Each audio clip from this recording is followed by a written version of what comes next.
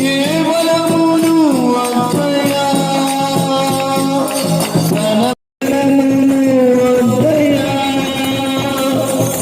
కేవలమును అద్దయా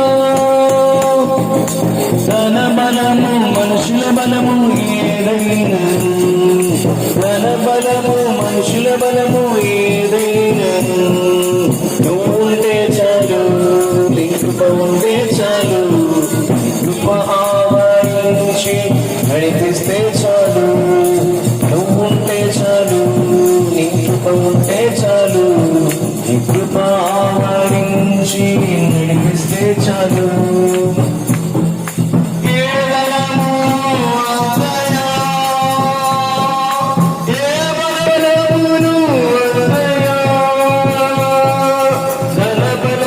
మనుషుల బలము ఏదైనను నీ కృప ఉంటే చాలు నీ కృప ఆవరించి నడిపిస్తే చాలు నువ్వు ఉంటే చాలు నీ కృప ఉంటే చాలు నీ కృప ఆవరించి. అందరికీ వందనాలండి. ప్రైజ్లా. మేము హిందూ కుటుంబంలో జన్మించాము. కాకపోతే నాకు దేవుడి గురించి జీసస్ గురించి ఎప్పుడు తెలీదు. నేను ఎప్పుడు కూడా వినలేదు. ఎప్పుడు కూడా నేను చర్చికి కూడా ఎప్పుడు వెళ్ళలేదు. నాకు అసలు ఆరాధన అంటే తెలియదు, ఏమీ తెలియదు. మరి అనుకోని రీతిగా మరి దేవుడు నన్ను ఏర్పరచుకున్న విధానాన్ని బట్టానికి స్తుతులు స్తోత్రాలు సమర్పించుకుంటున్నాము. ఆయన గొప్ప దేవుడు అని మాత్రం నా అనుభవంలో నేను తెలుసుకున్నాను. నేను ఎన్నో విగ్రహారాధనలు చేశాను. గతంలో ఎన్నో విగ్రహారాధనలు చేసి మరి ఎన్నో పూజలు చేశాను. కాకపోతే నేను దేవుని ఏర్పాటులో ఉన్నానని చెప్పి తర్వాత తెలుసుకున్నాను.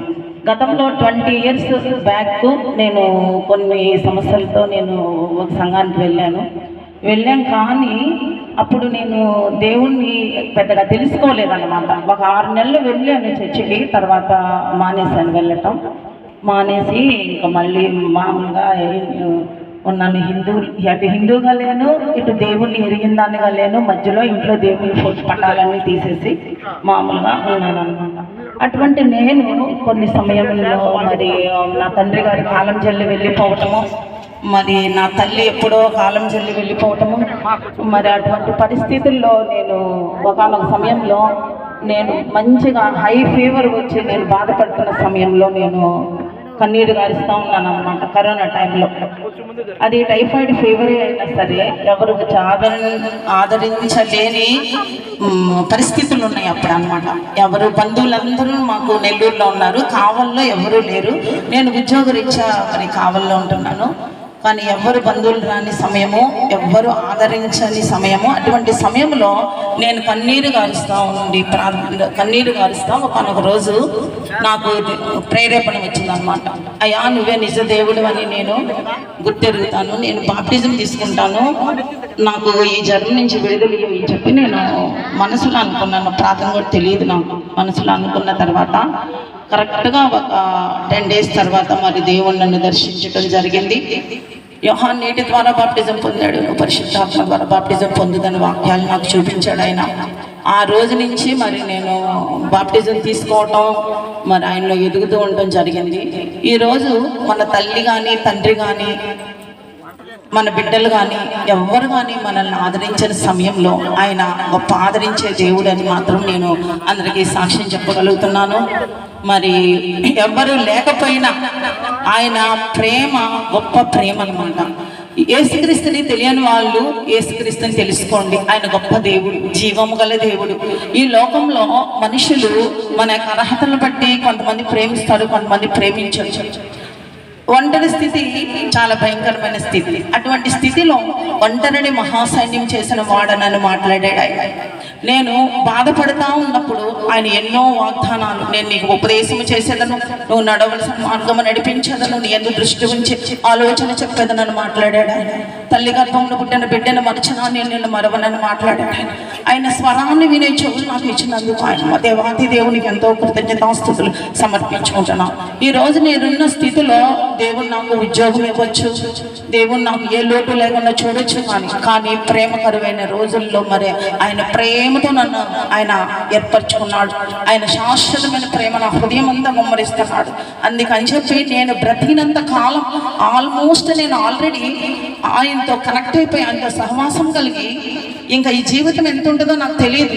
నేను కేవలం శారీరకంగా ఈ లోకంలో బ్రతుకుతున్నాను, కానీ ఆత్మ ఆయనతో అనుబంధం కలిగి ఉందని నేను తెలుసుకున్నాను.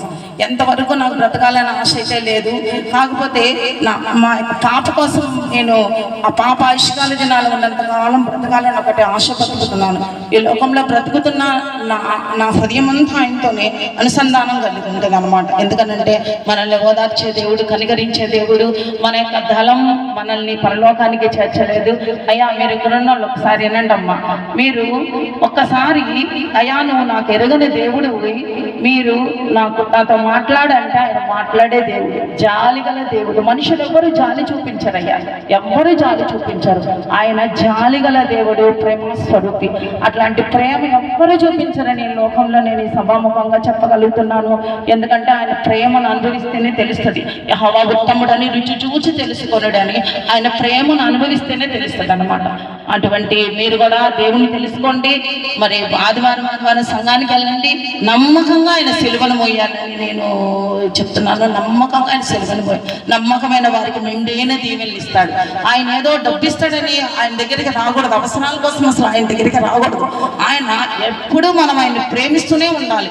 నన్ను ప్రేమించేవారు నేను ప్రేమిస్తాను అంటున్నాడు. ముందు మనం ప్రేమిస్తే ఆయన మనల్ని ప్రేమిస్తాడు. మన అవసరాల కోసం అవసరం తిరిగిపోయినాక దేవుని సన్నిధి వదలకూడదు. ఆయన ఆజ్ఞలే ఉన్నాయి. నిన్ను వల్ల పొరుగు వారిని ప్రేమించమంటున్నాడు ఆయన. తన ఆజ్ఞలు, ఆయన కట్టడలు, ఆయన నిబంధనలు, ఆయన ధర్మశాస్త్రము అవన్నీ కూడా అనుసరించి ఆ యొక్క సారాన్ని మనం అనుభవిస్తేనే ఆయన రుచి చూడగలము అని నేను సభాముఖంగా తెలియజేస్తున్నాను. మరి మీరు కూడా వచ్చిన వాళ్ళందరూ దేవుని తెలుసుకోండి. ఆయన గొప్ప దేవుడు, జీవము గల దేవుడు. మరి ఎటువంటి వారి ప్రార్థనైనా ఆయన ఇస్తాడు. దీనుల్లో ఉన్నత స్థలముల మీదకి ఎక్కిస్తానన్నాడు. దీనుల్ని లోకం గుర్తించదు, ఎవరి మనుషులు గుర్తించకపోయినా సరే ఆయన జ్ఞాపకం చేసుకుంటాడు. బీదలను కనికరించమంటున్నాడు ఆయన.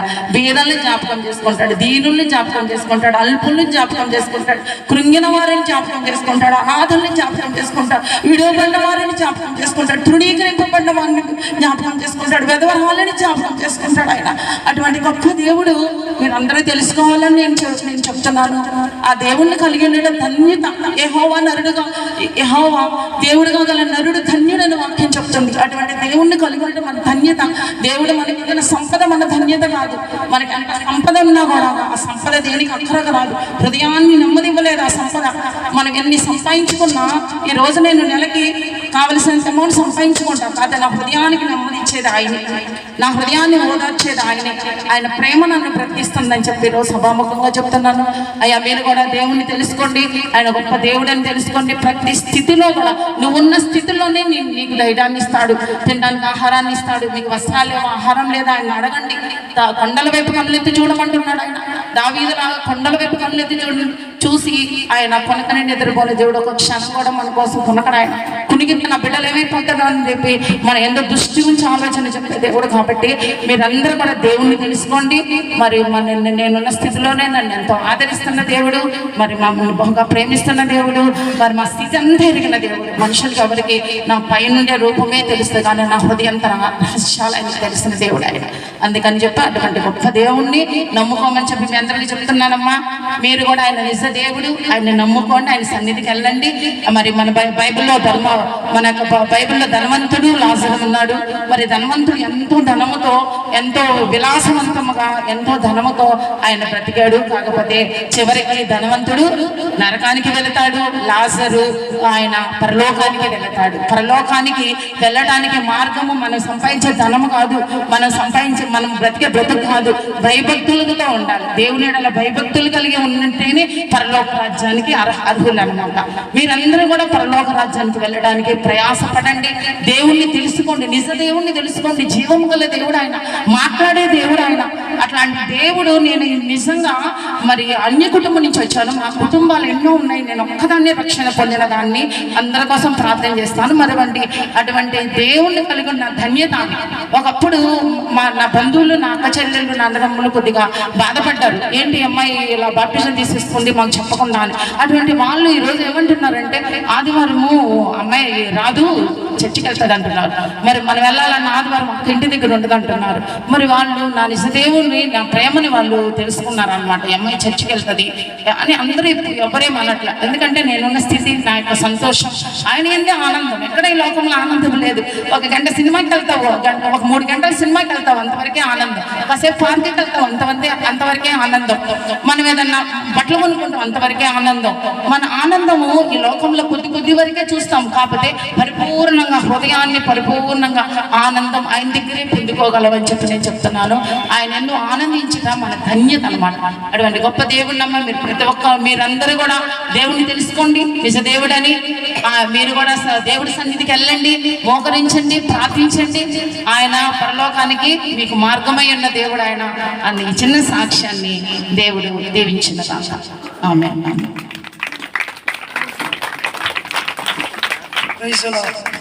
మంచి సాక్ష్యాన్ని వారు మన మధ్య పంచుకున్నారు. ఈ అపోస్టల్స్ బ్లెస్సింగ్ ఫౌండేషన్కి వారు సాయం చేస్తానన్నప్పుడు సిస్టర్ మీరు చెయ్యండి, బీదలను మనం జ్ఞాపకం చేసుకుంటే మంచిది అని చెప్పినప్పుడు వారు నిజంగానే చీరలు అలాగనే లుంగీలు వాళ్ళు స్పాన్సర్ చేశారు. దేవుడు వారి కుటుంబాన్ని దీవించిన గాక. అలాగనే మన మధ్యలో కీర్తి సిస్టర్ గారు ఉన్నారు. వారు కొద్దిగా వారి జీవితంలో కలిగిన ఒక 10 నిమిషాలు సాక్ష్యాన్ని వారు మన మధ్య పంచుకుంటారు. ప్రైజ్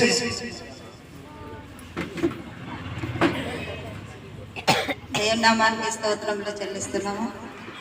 కొన్ని దేవుడు ఎన్నో విషయాల్లో అన్నింటిలోనూ దేవుడు తోడుగా ఉంటూ, కొన్ని నాకు తెలియని పరిస్థితిలో కూడా ఉన్నప్పుడు నాకు మనుషులు కాదు కానీ దేవుడిని నడిపించడం నేను గమనించాను. నేను చాలాసార్లు కొన్ని నా జీవితంలో ఎన్నో తొందరపాట్ల ద్వారాగా నేను ఇంట్లో ఉన్నప్పుడు కొన్ని విషయాల్లో నేను తొందరపాటు కలిగి నిర్ణయాలు తీసుకునే విషయంలో అన్నింటిలో కానీ నేను తొందరపాటు కలిగినప్పుడు యేసయ్య నాకు తొందరపాటు కలిగకుండా అన్ని విషయాల్లో జ్ఞానాన్ని ఇచ్చి ముందుకు నడిపిస్తూ ఉన్న దేవుడై ఉన్నాడు. పెళ్ళైన కన్నా మొదలుకొని దేవుడు అన్నీ నాకు తోడుగానే ఉండి నడిపిస్తూ ఉన్నాడు. మనుషులు కాదు, నాకు ఏ పని రాదు కాబట్టి దేవుడే అన్నీ నేర్పించాడు. నాకు ఇంట్లో ఏ పని మా అమ్మ వాళ్ళు నన్ను ఫస్ట్ నుంచి నాకు ఇంట్లో పనులు నేర్పించి అవన్నీ చేయలేదు. ఒట్టి చదువుకున్నాను అంతవరకే, 9th వరకే. తర్వాత పెళ్లి చేశారు. ఏది కూడా నాకు రాదు. చర్చికి వెళ్తా ఉండేదాన్ని మ్యారేజ్ కాకముందు అయినా కూడా. కాబట్టి కీర్తనలు 22:3 వచనం అనేది వచనాలు తెలిసేది కాదు కానీ నాకు మా అమ్మమ్మ నన్ను మందిరానికి తీసుకెళ్తూ ఉండేది నన్ను ఎప్పుడు. అయితే నేను ఎప్పుడు మందిరానికి వెళుతూ ఉండేదాన్ని. సెలవులకు వచ్చినప్పుడు మా ఊరు వెళ్ళినప్పుడు మా అమ్మమ్మ నా గురించి ఉండి నన్ను వచ్చిన ఎన్ని రోజులు ఉంటే అన్ని రోజులు నన్ను కూటాలకి పెద్ద పెద్ద కూటాలు జరుగుతూ ఉండేవి. అప్పుడు ఈ రోజుల్లో జరగట్లేదు. ఆ యొక్క ప్రతి ఒక్క కూటానికి నన్ను దగ్గరుండి యవనస్తురాలుగా ఉన్నప్పుడు నన్ను తీసుకొని వెళుతూ ఉండేది. ప్రతి ఒక్క కూటంలో నేను వెళ్ళి వస్తూ ఉండేదాన్ని. మేము హైదరాబాద్లో ఉండేవాళ్ళం మేము.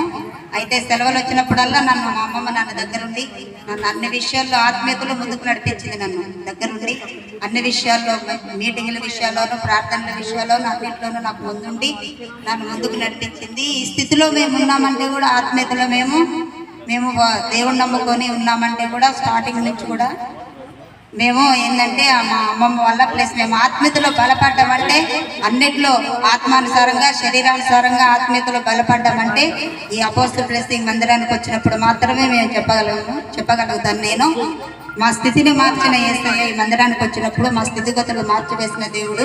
మేము ఫస్ట్ మాకు ఆటో ఉండేది కాబట్టి నాకు యేసయ్య అన్నిట్లోనూ అన్ని స్థితిగతులను మారుస్తూ మా స్థితిని మార్చిన దేవుడు యేసయ్య ఎంతో గొప్పవాడు.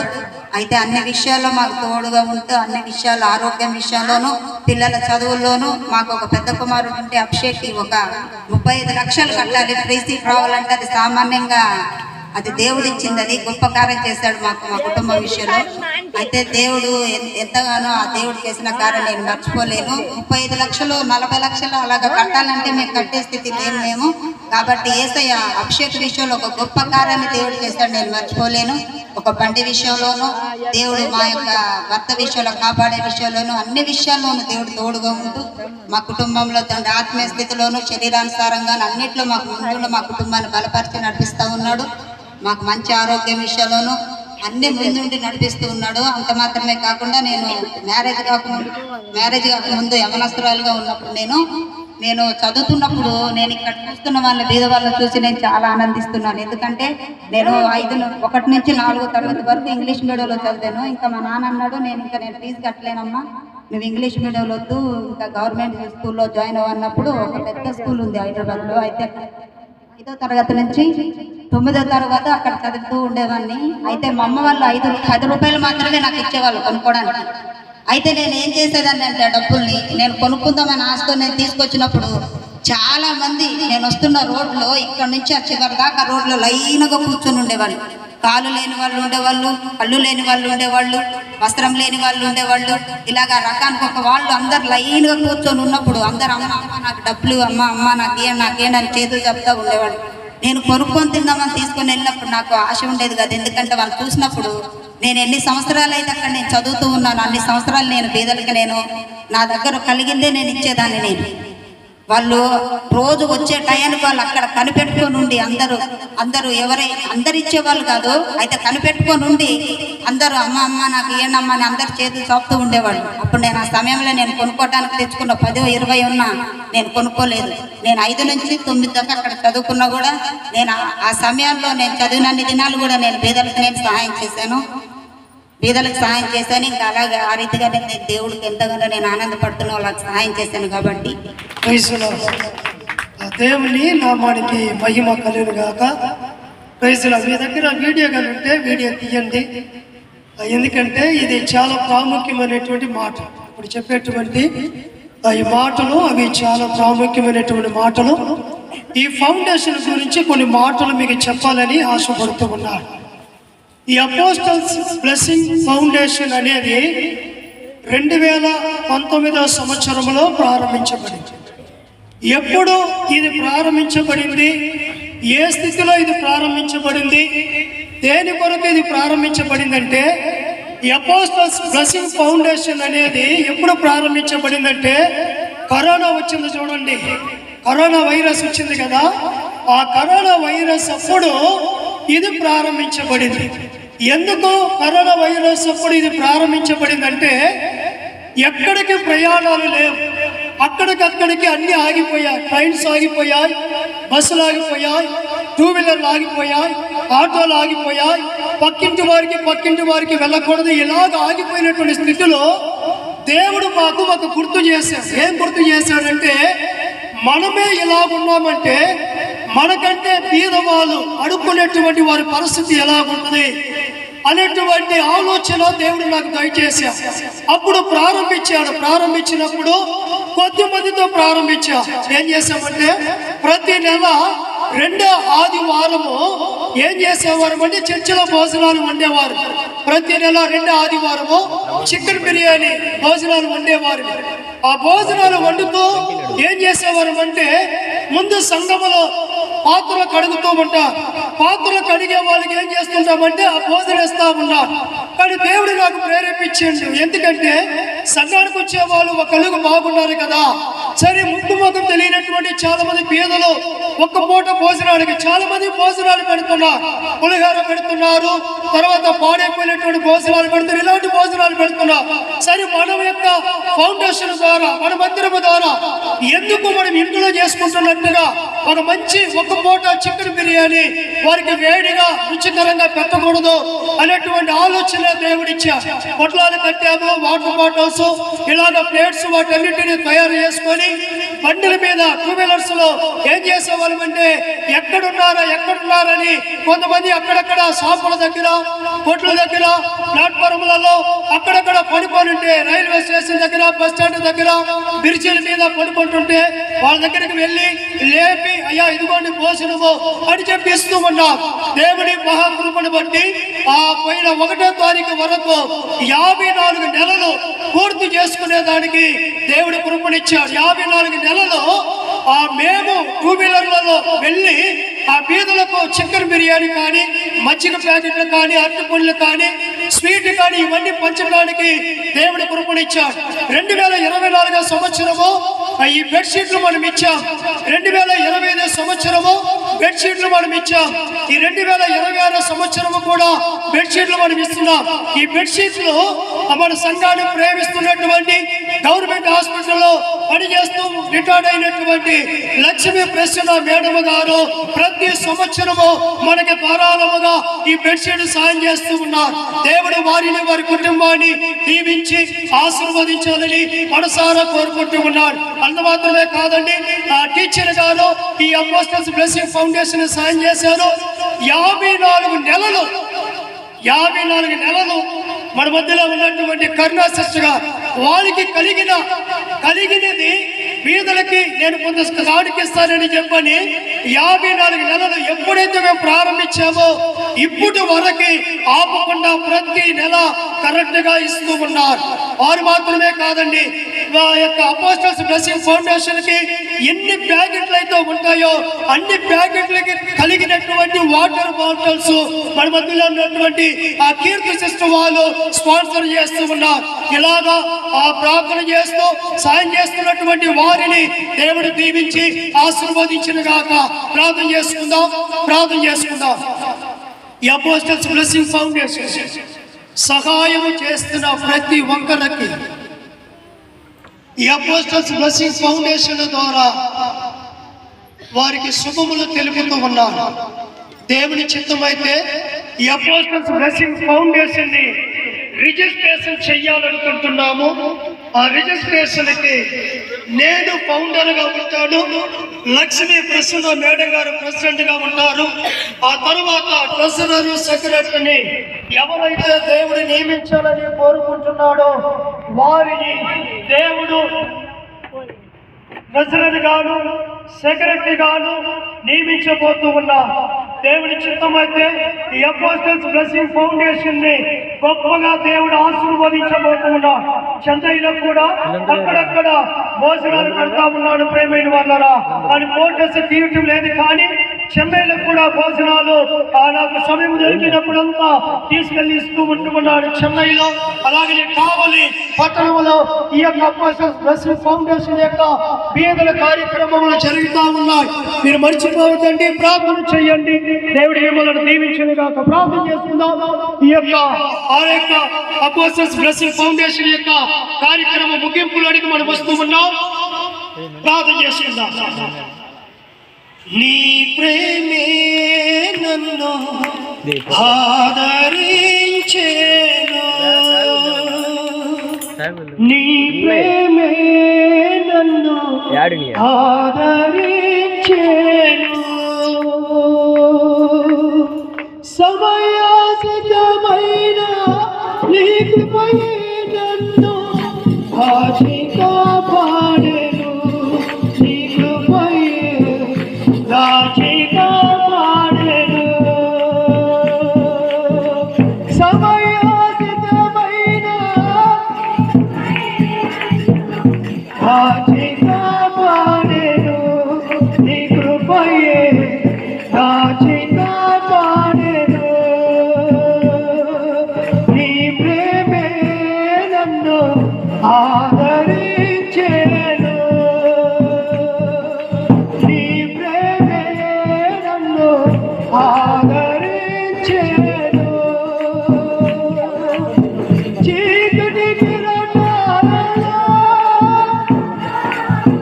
కృంగిన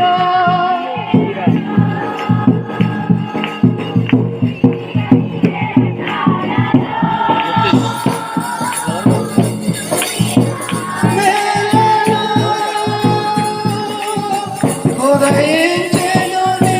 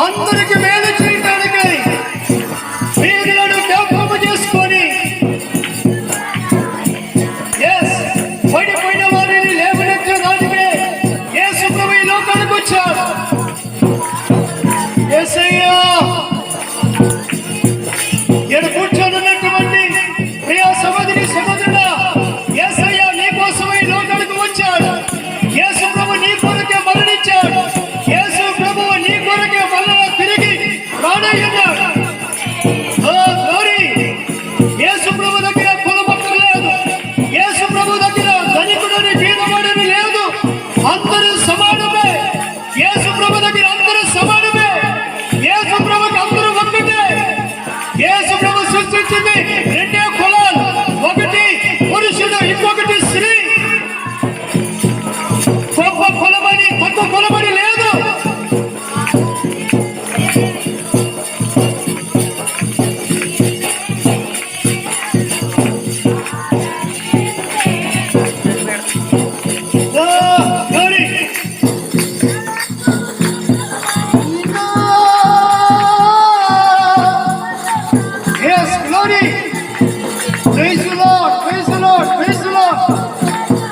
ఒకవేళ కులాన్ని ఒకవేళ తక్కువని ఎక్కువని చూస్తున్నారంటే వారు దేవులు కాదు.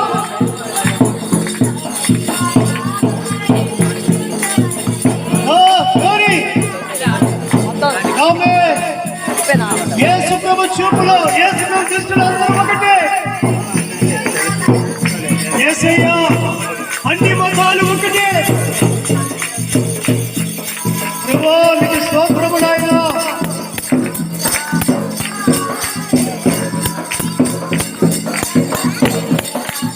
యేసు నీ ప్రేమే నన్ను ఆదరించెను. నీ ప్రేమే ఈ మైక్ శబ్దం ద్వారా మాట్లాడుతున్నటువంటి మీరు కూడా పేదలకు సాయం చేయొచ్చు, కష్టపడే వారికి సాయం చేయొచ్చు. నీకు కలిగిన ఒక బియ్యము, నీకు కలిగిన ఏదో ఒక డబ్బు, నీకు కలిగిన ఏదో వస్త్రము, నీకు కలిగినవి ఏదో సాయం చేసి పేదలను జ్ఞాపకం చేసుకోవచ్చు. దేవుడు నీకు ఆస్తులు ఇచ్చున్నాడే, దేవుడు నీకు లక్షలు ఇచ్చున్నాడే, దేవుడు నీకు ఉద్యోగం ఇచ్చున్నాడే, దేవుడు నీకు అందించి ఉన్నాడే. కానీ వీధిలో ఏమీ లేక రోడ్డు మీద తిరుగుతామంటే నీవు వారిని జ్ఞాపకం చేసుకోలేవా? నీవు వారిని అడుకోలేవా? దేవుడి నీకు ఇచ్చిన ఆదాయమంతా వీధులను జ్ఞాపకం చేసుకో. ఏదో రూపాయ 10 రూపాయలు వీధులకు సాయం చేయి.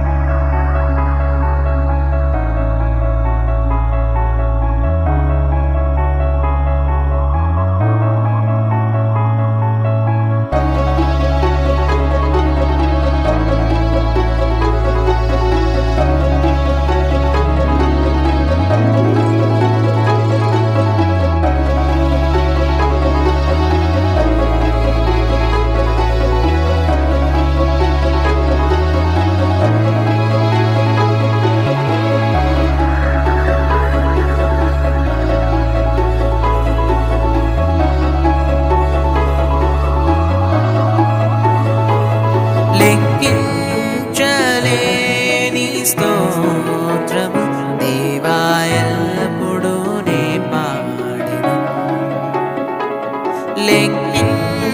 లెక్కించలేని స్తోత్రము దేవా ఎల్లప్పుడూ నే పాడెను.